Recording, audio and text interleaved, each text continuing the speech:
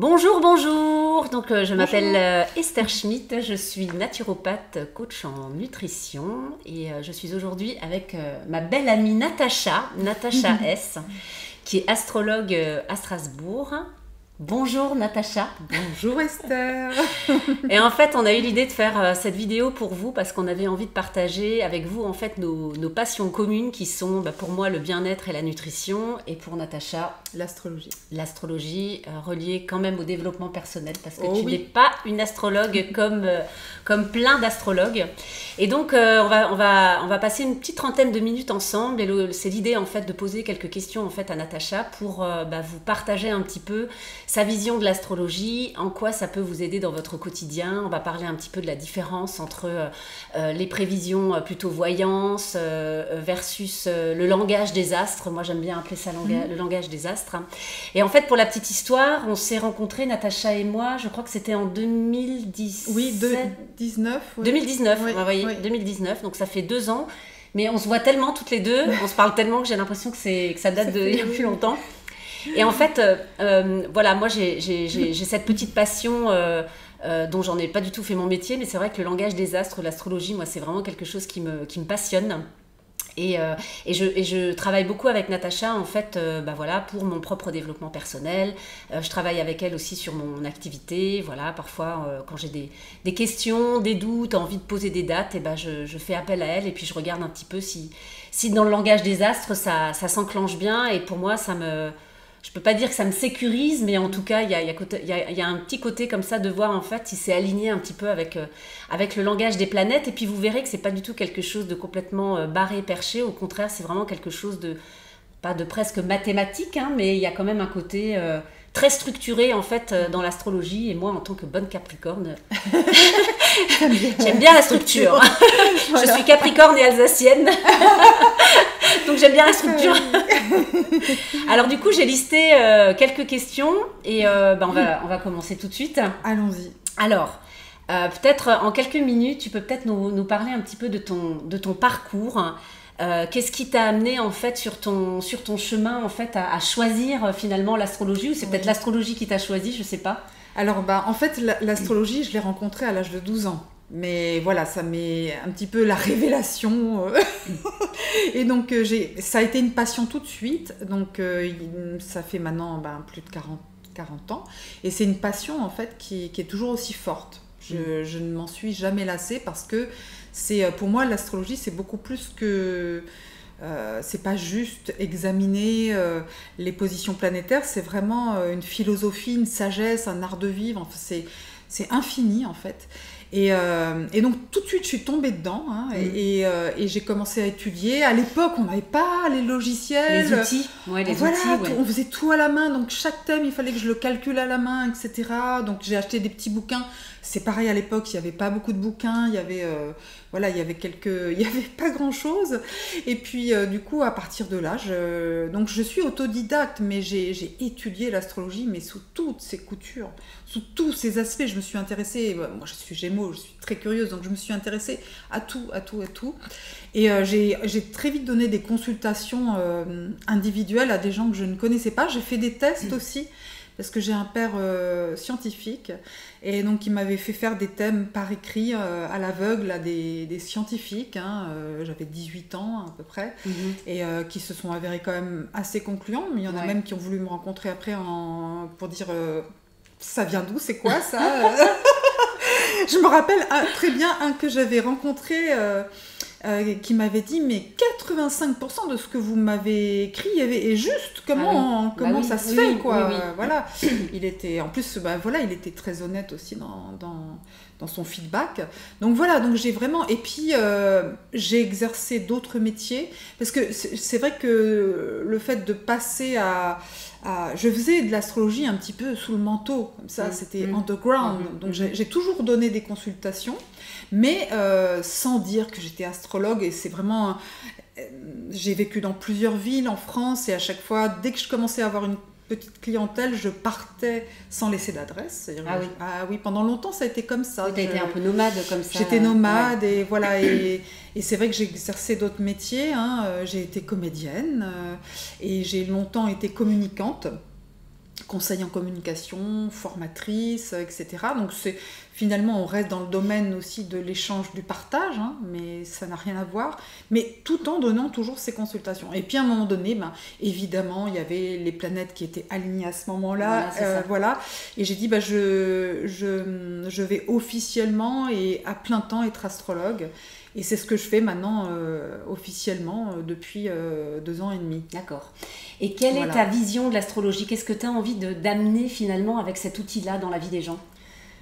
En fait, j'ai envie d'apporter de la lumière, parce que l'astrologie, c'est un éclairage. Oui, ça t'éclaire le chemin. C'est-à-dire que c'est ça, c'est tous, quelles que soient nos vies, on a tous envie de savoir en fait qui on est et pourquoi on est là. Aussi, ça donne du sens, l'astrologie donne du sens, parce que c'est la sagesse des cycles planétaires. Donc en fait, j'ai envie que les gens aillent mieux, qu'ils aillent bien. Je sais que c'est pas toujours possible, parce qu'il y a des cycles qui sont très difficiles à vivre. Parfois peut-être un peu long aussi. Et long aussi, il y a des cycles qui sont longs, voilà, selon le thème de chacun. Mais l'éclairage de l'astrologie, ça donne de la conscience. En fait, l'astrologie, c'est vraiment l'art de la conscience. Oui. Finalement, ce qui nous fait souvent du mal, c'est de ne pas comprendre, par exemple. L'astrologie permet de comprendre. Alors, je me permets en plus de rebondir là-dessus, parce que c'est vrai que moi, j'ai toujours pris en fait l'astrologie comme un outil de connaissance de soi. J'étais pas très attirée en fait au démarrage. Moi, j'avais pas vraiment envie de savoir qu'est-ce qui va m'arriver le week-end prochain, l'année prochaine. C'était plus en fait de comprendre finalement qui je suis. Et c'est vrai que quand on avait fait ce travail ensemble, on avait fait donc le thème astral, on va en parler tout à l'heure. Et c'est vrai que du coup, j'avais compris en fait que j'avais certaines de ces qualités, pas forcément des défauts, parce que j'aime pas trop parler de défauts, mais en tout cas, il y avait des traits de personnalité sur lesquels parfois j'essayais de lutter contre, voilà, comme si j'enfilais un costume de guerrière, et ça je veux absolument m'en débarrasser parce que ça me convient pas, alors qu'en fait finalement c'est quelque chose qui est un trait de ma personnalité, et je suis née avec. Et finalement pour moi, là vraiment j'en témoigne, ça m'a amené beaucoup de douceur. Et ça m'a permis finalement de me servir de ce que je croyais être quelque chose de négatif, et plutôt de le transformer pour le mettre après au service de mes projets, de ma vie amoureuse, de ma vie de maman. Et c'est vrai que ça, j'ai trouvé beaucoup de sagesse, pour reprendre un terme que tu as utilisé. Voilà, c'est exactement ça l'objectif. Voilà. Et du coup, c'est vrai qu'on se sert donc principalement, alors pas forcément principalement, parce qu'on va voir un petit peu comment est-ce qu'on peut décortiquer un peu l'astro dans sa globalité. Souvent les gens demandent un thème astral. Oui. Alors qu'est-ce que c'est qu'un thème astral? Alors oui, qu'est-ce que c'est qu'un thème astral? En fait, il faut imaginer, on vient au monde dans un lieu et à une heure précise. Et il faut imaginer qu'on est donc au centre de l'univers au moment où on vient au monde. Et on va calculer, par rapport à tout ça, on va avoir la position des astres. Donc si on est au centre de l'univers, par exemple quand on parle de l'ascendant, c'est le signe qui se lève à l'est à l'horizon. Donc en fait, c'est le signe du zodiaque qui se lève à l'horizon est au moment où on vient au monde. Donc, et autour de ça, on va organiser la roue des maisons. On appelle ça des maisons. Je commence par les maisons qui sont moins connues que les signes et les planètes. Mais en fait, donc l'ascendant détermine la première maison. Et ensuite, on a maison 2, 3, 4, on a 12 maisons, comme on a 12 signes du zodiaque qui déterminent 12 secteurs de l'existence. Ça, c'est important parce qu'on n'en parle pas souvent. Par exemple, si vous êtes né sous le signe du bélier, premier signe, vous êtes bélier, le signe qui se levait au moment où vous êtes né, c'est le lion. Vous êtes bélier ascendant lion. Mais du coup, vous allez avoir le soleil dans telle maison, et ça aura une signification. C'est-à-dire que la planète et le signe vont agir dans un certain secteur. Ce qui pose aussi la question après du libre arbitre, etc. Oui. C'est encore autre chose. Est-ce qu'on peut prendre ton exemple juste de manière... Oui, bien sûr. Oui. Voilà. Oui. Bon, par exemple, Esther est Capricorne, ascendant Cancer. Son soleil en Capricorne, logiquement, puisqu'elle est née Capricorne, ascendant Cancer, elle est née après le coucher du soleil. Donc son soleil est dans la maison 6, qui est la maison qui se situe juste après le coucher du soleil. La maison 6, c'est le secteur de l'existence qui est consacré au travail et à la santé. C'est marrant d'ailleurs, le travail, c'est la santé. Tout va bien.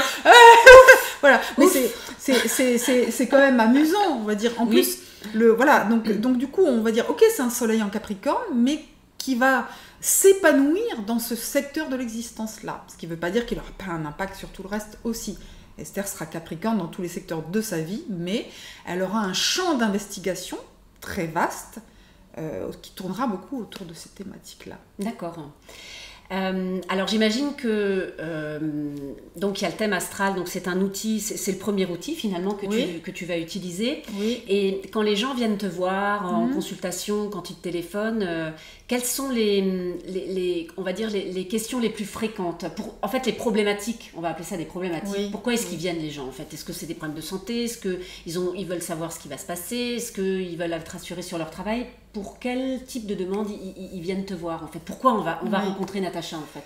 Mais en fait, il y a deux choses. Il y a en fait la plupart des personnes qui viennent me consulter, mais attention, pas toutes, viennent parce qu'effectivement, ils sont dans des changements de vie. Oui. Dans des changements de vie, et justement l'astrologie nous parle des cycles de vie. Donc déjà, quand on vient consulter, mais ce sont des changements qui peuvent être très positifs. Voilà, on a besoin de comprendre. En général, on veut se préparer aussi à ce qu'il va se passer.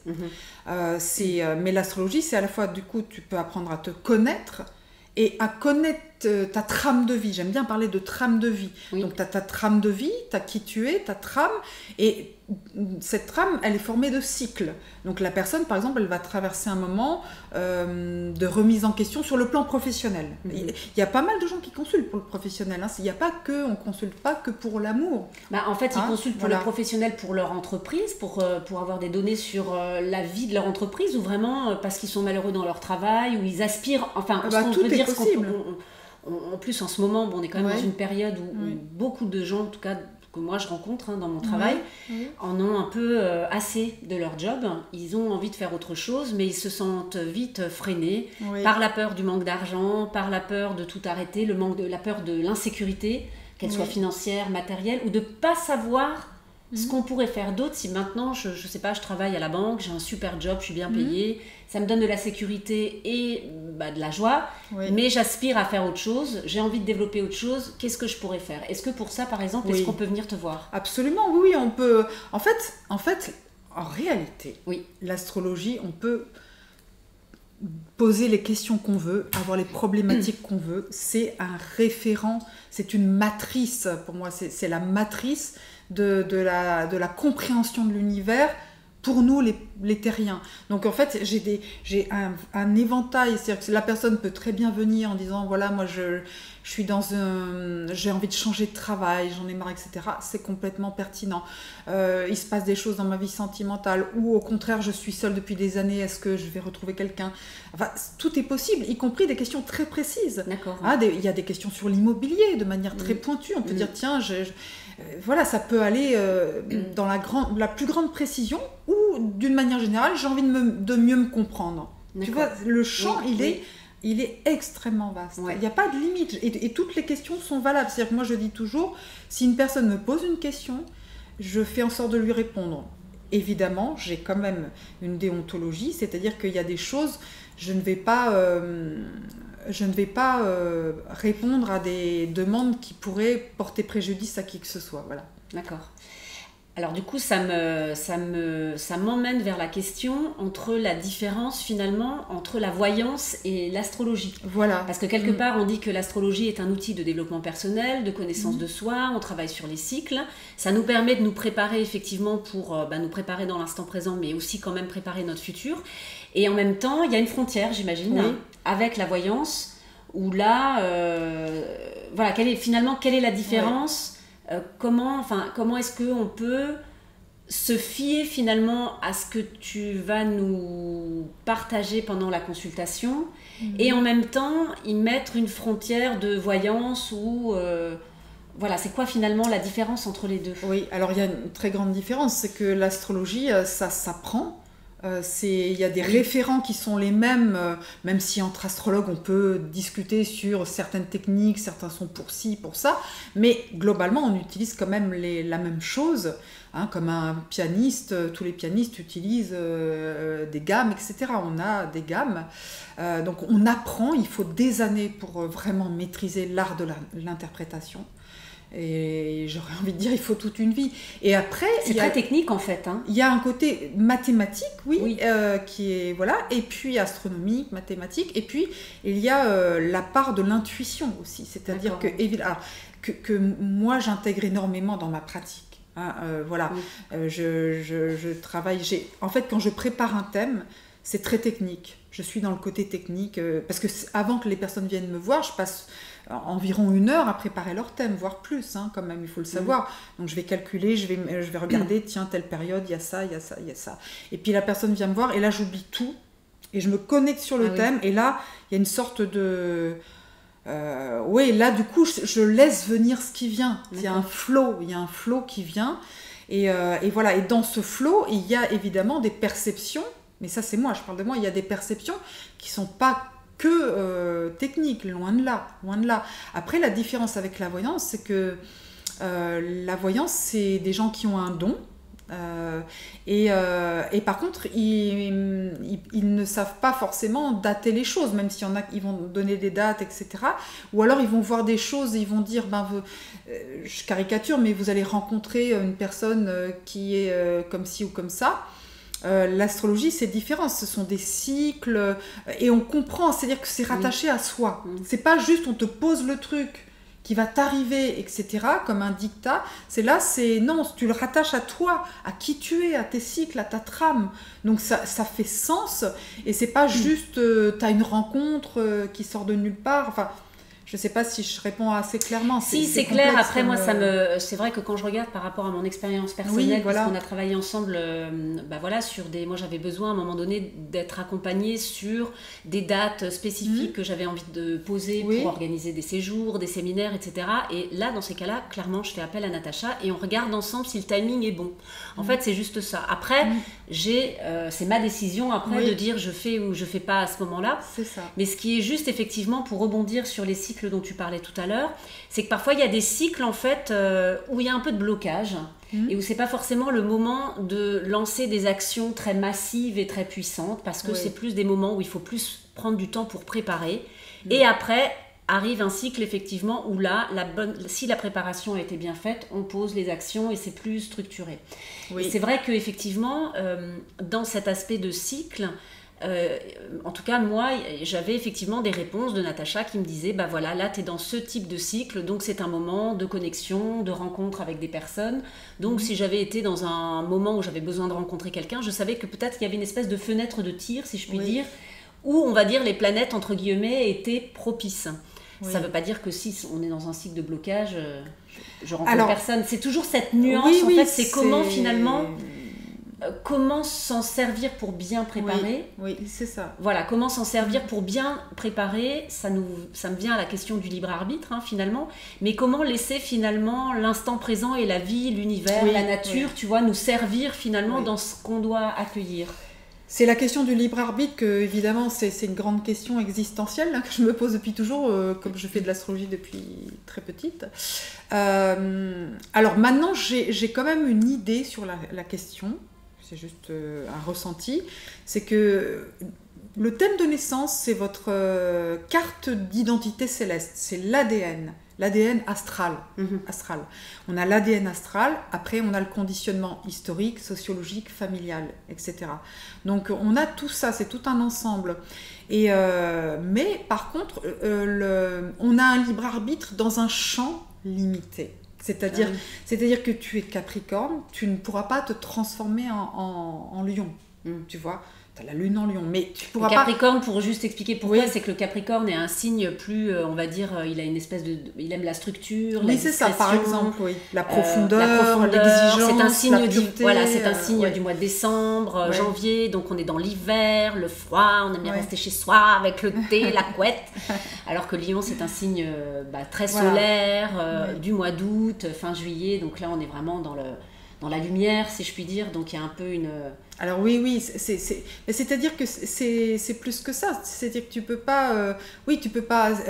Il y avait une phrase comme ça dans l'astrologie, dans la sagesse hindoue, qui disait qu'une rose ne pourrait jamais être un lotus, par exemple. Oui, et c'est ça, en fait. Une rose ne peut pas devenir un lotus. Par contre, une rose peut devenir la plus belle des roses. Donc en fait, c'est aussi l'acceptation. Oui, tout à fait. Il y a une acceptation. Exactement. C'est voilà, voilà ce que tu dis, ouais. Voilà mon bagage. Voilà avec quoi je traverse l'existence. Et en plus, j'ai une boussole qui est le fait que là, je sais que par exemple, je vais traverser, le cycle le plus long et le plus dense, un cycle. Je vais avoir un passage planétaire de Pluton qui va activer mon thème de naissance. Ça va durer 1 an et demi. Voilà, donc tu sais que tu as ton Pluton qui va activer. Mais ce Pluton-là, il va agir par rapport à ton thème de naissance. Ça ne peut pas, l'effet, c'est le thème de naissance, c'est le référent absolu. À la limite, on pourrait même, ça c'est pour une astrologue, c'est un peu provocateur de dire ça, mais on pourrait se contenter du thème de naissance, tout est dedans. Tout est dedans, c'est comme quand tu sèmes une plante, une fleur, un fruit, etc. Tout est dans le germe. Le Yiking le dit, par exemple, la sagesse chinoise. Tout est dans le germe. Et après, le germe se développe. Pour moi, l'idéal, c'est quand je rencontre le thème d'une personne, c'est de dire, voilà, tu pourrais être cette fleur, ce fruit parfait. C'est ça, tu l'as en toi. Tu es ça. Et à partir de la connaissance de tes cycles, tu peux optimiser les choses pour être le mieux possible, pour t'épanouir le plus, sachant que bien sûr je vais te dire là la météo elle est pas bonne, donc pour que tu traverses cette tempête le mieux possible tout en épanouissant ton potentiel, voilà, ça donne des clés.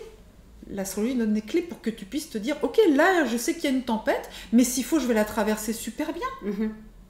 Je vais avoir mon parapluie, je vais me dire là de telle heure à telle heure il vaut mieux pas que je mette le nez dehors parce que là il va y avoir une grosse averse, etc. Mais donc on peut agir quand même quelque part sur notre destin. On a la main quand même. On a la main. Oui, on peut traverser les choses. On a quoi comme main d'ailleurs? La conscience. Ouais. On a la conscience. La conscience et l'énergie d'ailleurs sont sœurs jumelles, n'est-ce pas? Tout à fait. C'est pour ça ça matche bien entre nous, voilà. C'est vrai, c'est là où ça se rejoint complètement. C'est vrai. C'est la même chose. Conscience, c'est l'énergie, c'est juste. Ouais. Oui. Voilà, donc effectivement, c'est tout, quoi. Parce que souvent, quand on traverse une période difficile, on est dans l'obscurité, symboliquement. On est dans l'obscurité, on ne comprend pas. Et souvent, on se dit, pourquoi ça m'arrive à moi? C'est vrai, et c'est là où je trouve, en tout cas pour mon cas personnel, parce que je ne peux pas parler de généralité, donc je suis aussi là pour témoigner quelque part, puisque ça fait quelques années maintenant que je touche un peu à l'astro avec Natacha. Et c'est vrai que c'est très rassurant comme outil. Oui. Parce qu'à un moment donné, on sait que si on est dans tel et tel cycle, que la météo elle va être pourrie pendant 3 mois, entre guillemets. Oui. C'est juste que, là je fais le parallèle avec la météo, parce que c'est un peu juste, je sais juste que voilà, il va falloir que j'achète un bon parapluie et que des bonnes chaussures de pluie, et puis je vais traverser ça plutôt que de rester prostrée chez moi, en train de me dire, là, il pleut, il va rien se passer. Voilà, donc il y a quand même cette notion de libre arbitre, effectivement, même si on a une écriture qui est... le libre arbitre, il faut imaginer que c'est, par exemple, alors je peux donner j'aime bien donner des symboles. Admettons que ta trame de vie, c'est que tu es dans l'Orient Express, voilà. Donc tu as un point de départ, un point d'arrivée, tu as des étapes. Et puis après, dans ton train, tu peux rester dans ton wagon, mais tu peux aussi aller te balader dans les autres wagons, faire connaissance avec d'autres personnes, tu peux dormir, tu peux manger, tu peux aimer, voilà, tu peux rêver. Voilà, mais il y a quand même... on peut dépasser après, si on est le Bouddha, évidemment qu'on peut se libérer complètement de ces empreintes et karmiques, en l'occurrence. Mais même le Dalai Lama, n'est-ce pas, a un astrologue qui lui donne les bonnes dates pour se déplacer. Enfin, c'est très... voilà. Alors justement, sur cette notion de déplacement, j'avais envie de parler un petit peu des bons et des mauvais signes, et des bonnes et des... Alors, la question c'est, y a-t-il des bons signes et des mauvais signes? Et du coup, y a-t-il des bonnes et des mauvaises planètes? Parce que là, par exemple, souvent on dit, oh là là, Pluton, oh là là, Pluton c'est la mort, Saturne, je vais mourir, Saturne. Voilà, Saturne, catastrophe, trop de structure, construction, voilà, j'en sais quelque chose, le Capricorne. Mercure, on entend beaucoup de vidéos, voilà, Mercure rétrograde, oh là là, catastrophe. Voilà.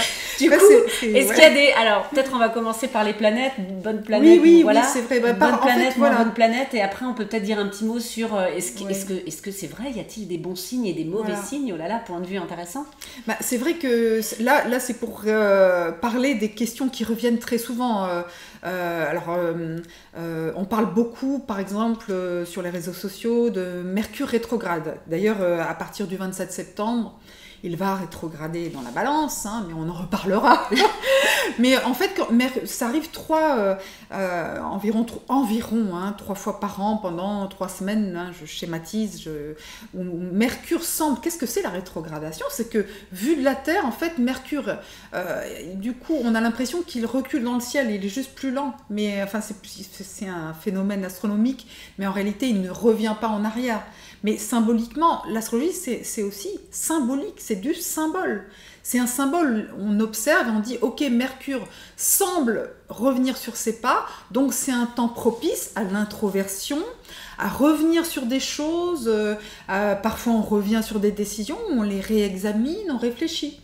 Voilà, tout simplement. Et du coup, on dit, comme Mercure est le symbole du mouvement qui gouverne les transports, on dit, oh là là, problème dans les transports, mais vous pensez bien que toute l'année il y a des avions qui décollent quand Mercure est rétrograde. Voilà, et qui arrivent, donc tous les jours, il y en a des millions sur la planète, et voilà. Donc c'est ça, la Terre ne s'arrête pas de tourner, parce que voilà, il faut relativiser, il faut dire, c'est du symbole, il faut voir ce que ça signifie par rapport à son propre thème à soi, etc., etc.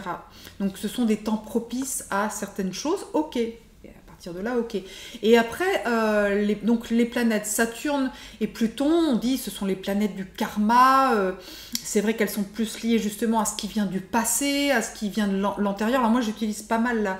Je dis ça rapidement, mais le transgénérationnel, ça se voit beaucoup dans les thèmes astrologiques. Souvent, quand il y a des nœuds importants, des nœuds de blocage par rapport à par exemple, je dis n'importe quoi, mais à la relation amoureuse, on a du mal à trouver son bonheur amoureux. Il peut y avoir des nœuds énergétiques liés à du transgénérationnel, et on peut travailler dessus par rapport à l'astrologie. On peut comprendre ce qui vient, etc. Je fais un aparté là-dessus parce qu'effectivement Pluton et Saturne sont les maîtres, les seigneurs du karma, et donc on les craint beaucoup. On se dit, oh là là, Saturne va rester 9 mois sur mon soleil, je vais être fatiguée, je vais être déprimée, découragée, je vais avoir des pertes, etc. Et la vérité, c'est que ça peut être tout à fait vrai, soyons honnêtes. Hein.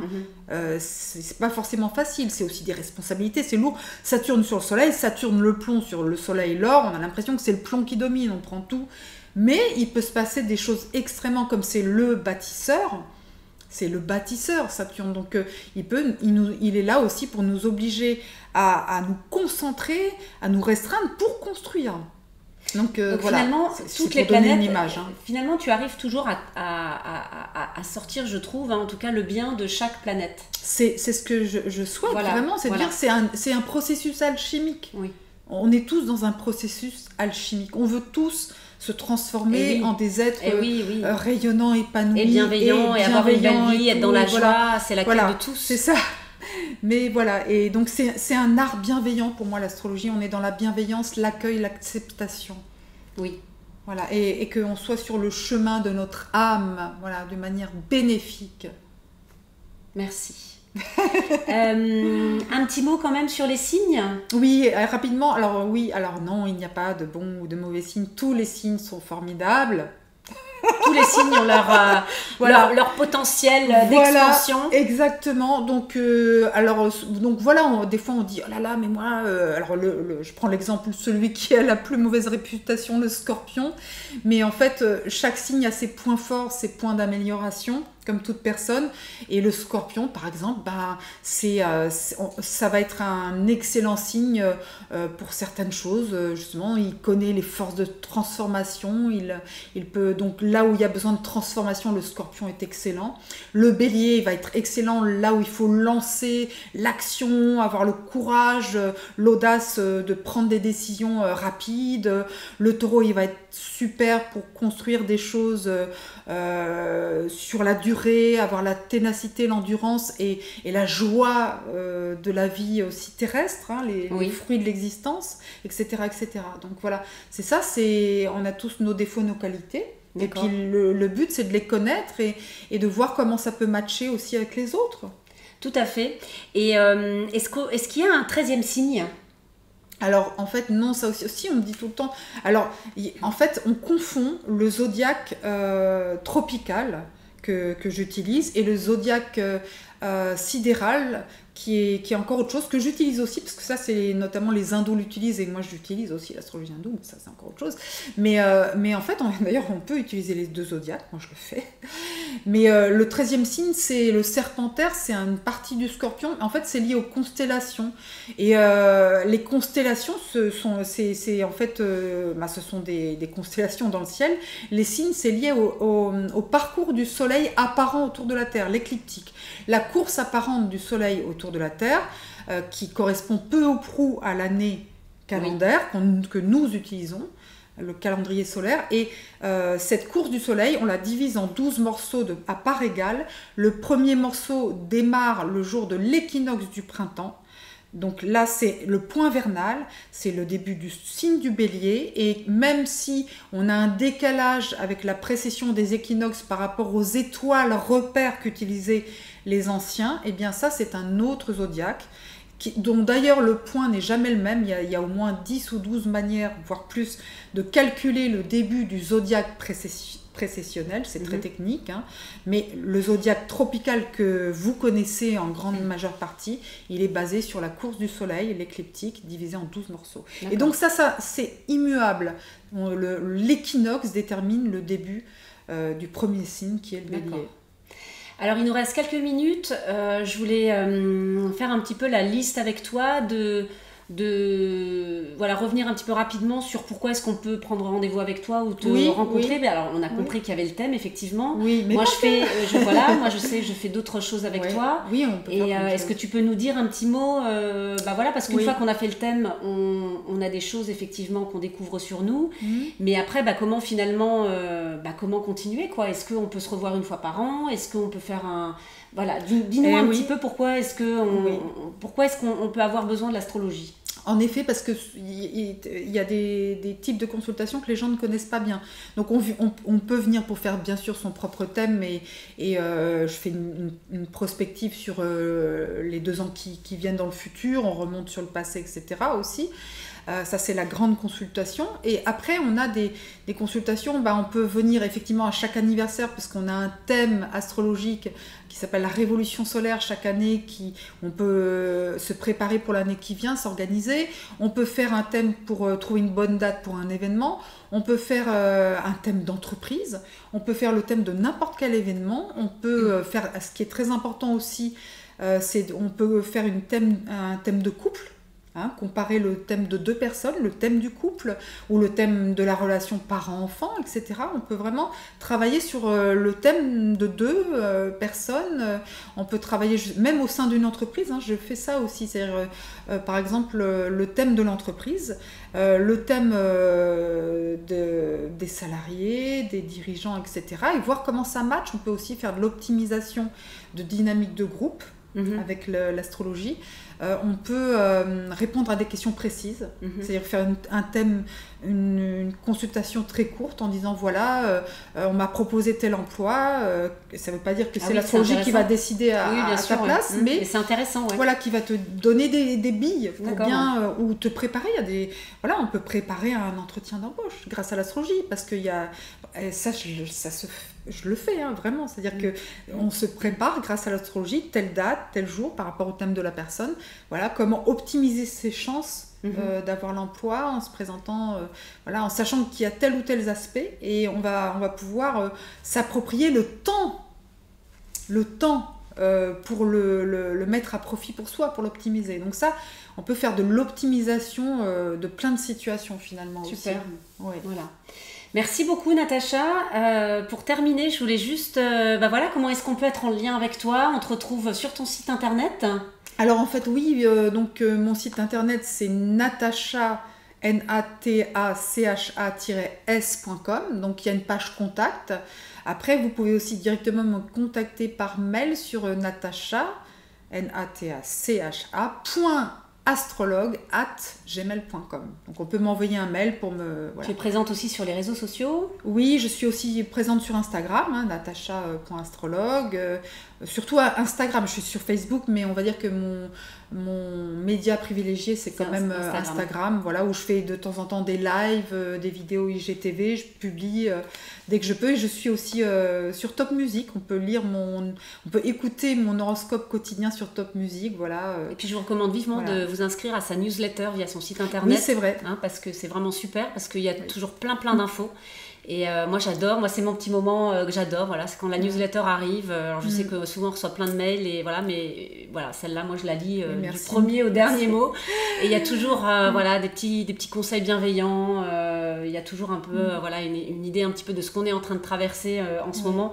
Et ça fait vachement de bien. Voilà. Bah écoute, je te remercie infiniment de m'avoir accordé ce temps, et j'ai passé un super moment avec toi. Merci infiniment. Et puis voilà, on vous embrasse très fort. Voilà, et puis si vous avez des questions, on va la publier sur nos réseaux sociaux. Si vous avez des questions, je pense qu'il doit y avoir une possibilité de mettre des questions en commentaire.